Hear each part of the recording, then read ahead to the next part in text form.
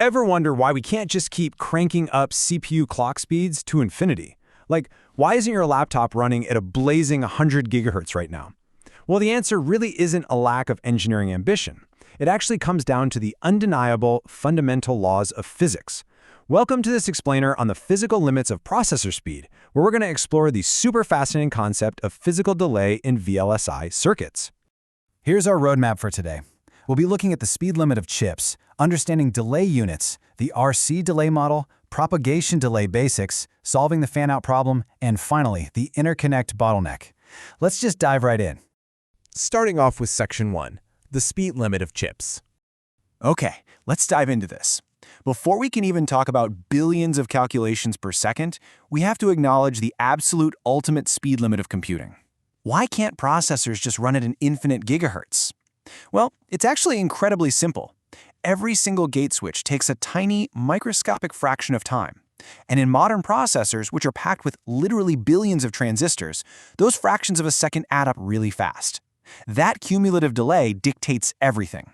It determines the maximum clock speed you see printed on the box, it massively impacts the chip's power budget, and it ultimately caps overall performance. Just imagine the billions of electrical signals racing through these complex, glowing pathways.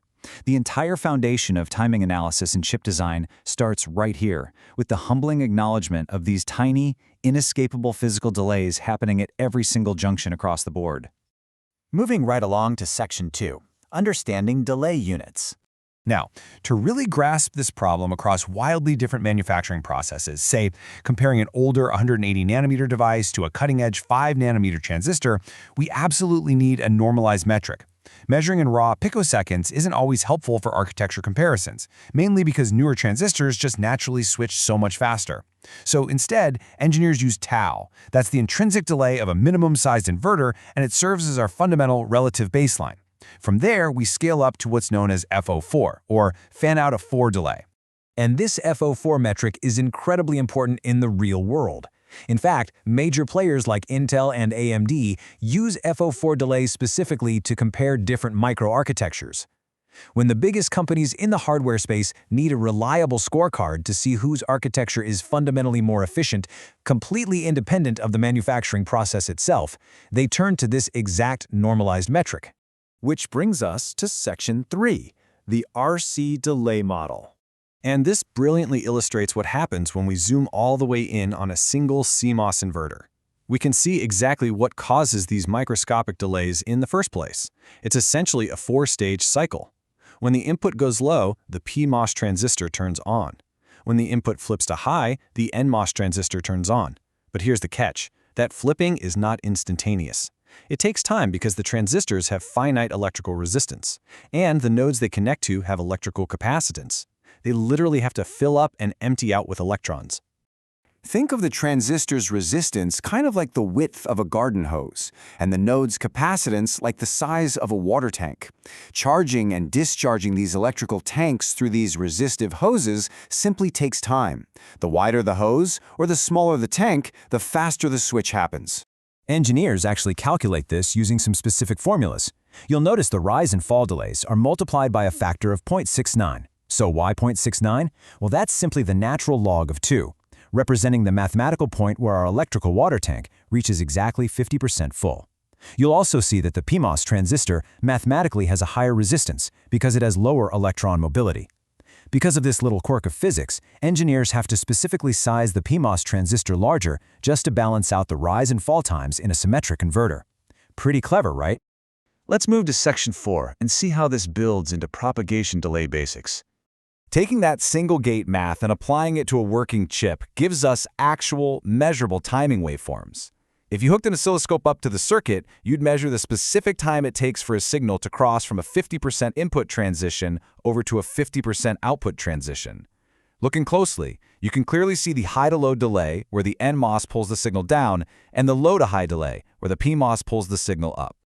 Now, because those rise and fall times aren't always perfectly identical out in the real world, we rely on a definition called TPD. This is the average propagation delay. It's calculated by simply taking the high-to-low and low-to-high delays, adding them together, and dividing by 2.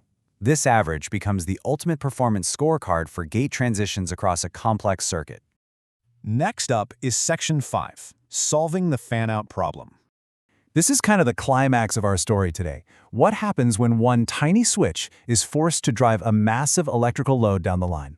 288 tau. That is the staggering delay penalty you incur if you force a single, minimum-sized inverter to drive an electrical load that is 64 times its own input capacitance.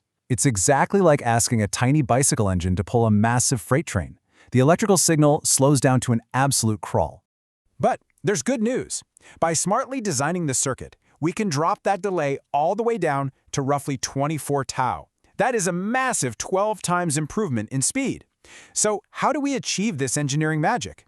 It's done by simply inserting a specialized chain of buffers right between the tiny switch and the huge load. Now, what's really interesting about this is exactly how those buffers are arranged. You don't just put one single big buffer in the middle. Instead, you use what's called a tapered buffer chain. You step up the transistor sizes gradually. So you start from a minimum 1x inverter, step to a medium 4x, and then up to a large 16x inverter. Slowly increasing the muscle like this minimizes the overall path delay so much better than just taking one giant leap. Engineers calculate this exact scaling using a technique called the logical effort method. By sizing each stage by a specific factor, usually between 3 and 4, they find the absolute optimal number of stages to drive the final load. And this isn't just academic theory, folks. This precise math is heavily used by Intel and ARM. In fact, TSMC uses these specific tapered buffer chains in their 7-nanometer tech to power the heavy external connections, the I/O drivers that push signals off the chip entirely. Finally, we arrive at Section 6, the interconnect bottleneck.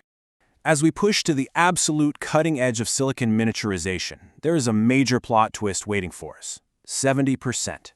At the incredibly small, microscopic scale of TSMC's 5-nanometer process, the delay from the physical wires connecting the transistors together now exceeds 70% of the total path delay. You heard that right. The passive wires are now slowing the chip down more than the active switches themselves. So the crucial point is this deeply ironic reality. As we've successfully shrunk transistors down to near atomic sizes to make them incredibly fast, the physical wires connecting them have become so exceptionally thin and packed so tightly together that their capacitance completely dominates the equation. The ultra-fast transistors are basically sitting around just waiting on the wires. Which leaves us with the ultimate engineering puzzle of our time. If the switches themselves aren't the primary problem anymore, how do we outsmart the wires? As chip designers wage this constant, brilliant battle against the laws of physics, one thing is absolutely certain: the future of computing depends entirely on solving the interconnect problem. Thanks so much for joining me for this explainer. I really hope you walk away with a newfound appreciation for the microscopic miracles happening inside your devices right now.